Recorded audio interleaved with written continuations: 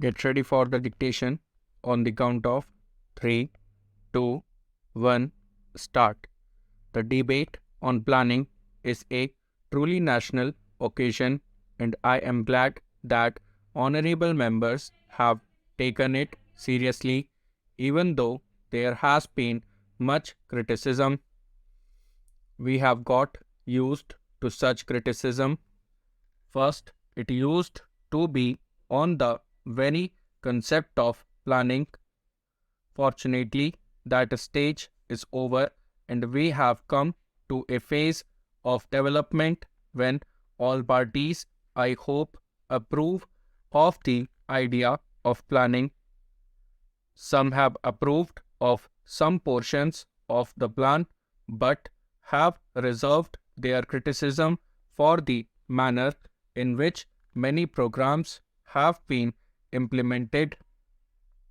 There are some who do not at all approve of the manner in which we plan.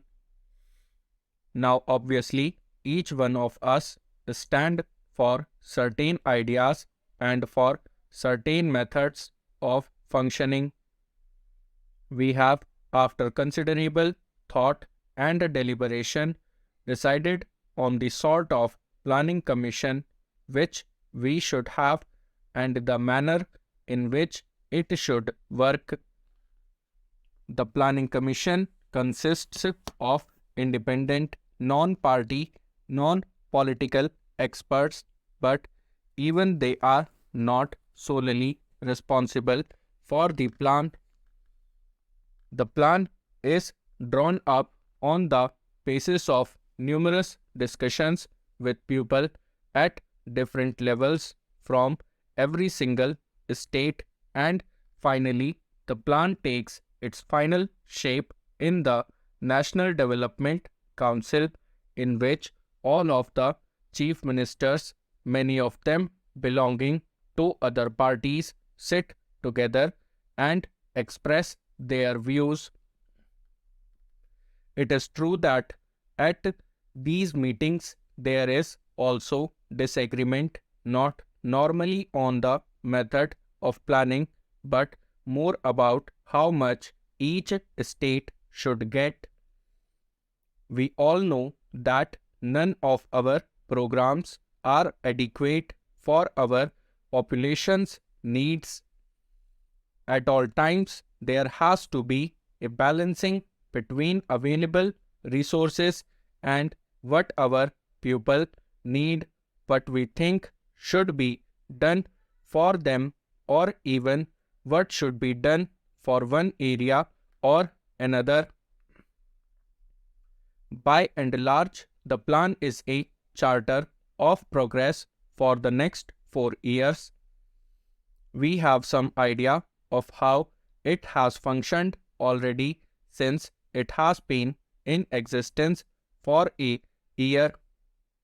Although this formal discussion on the final plan is taking place, how we had a very fine discussion when the plan was settled into draft stage. An honorable member said that there was no sense of urgency in the plan.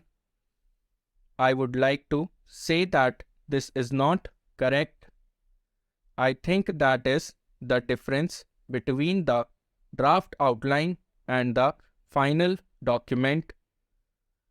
We have tried to inject a sense of urgency in the final document, and the proof of it is that it has recognized the major problems of the day, whether it be unemployment or regional imbalances or other major problems.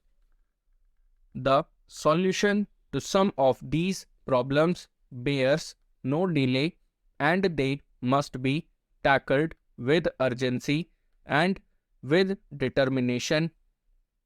But there are certain conditions in which we must work. There are certain accepted parameters. One is the democratic process.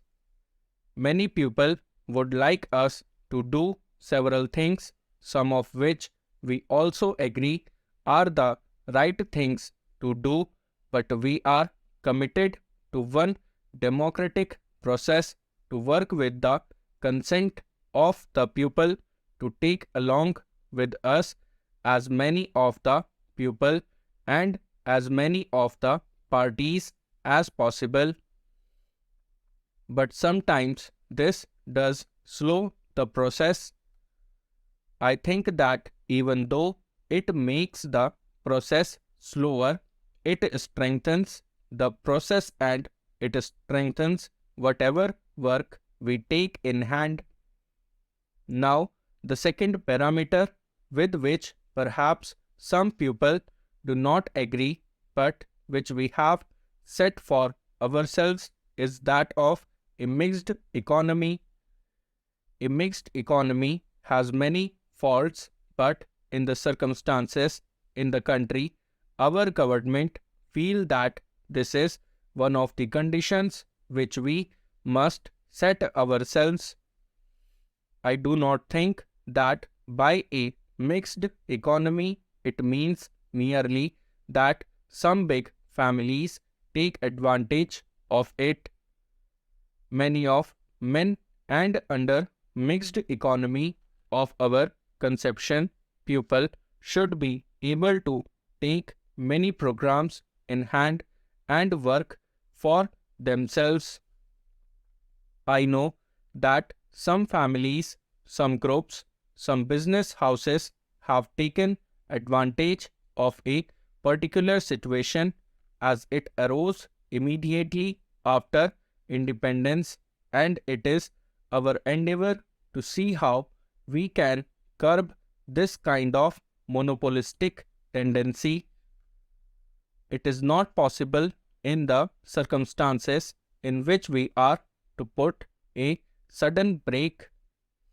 We cannot change this particular situation overnight. It has to be done in a way which gives the least shock to the economy, but it must also be done in a way which reduces the delay. By lessening the shock, I do not mean that we go so slow that our program become ineffective, because that would be defeating the very purposes for which we are making new programs.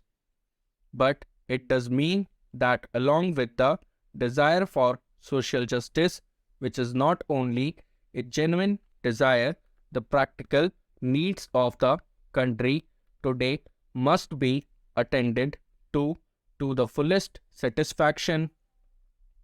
Then only we can solve the major problems of the day, whether it be unemployment or any such other problem.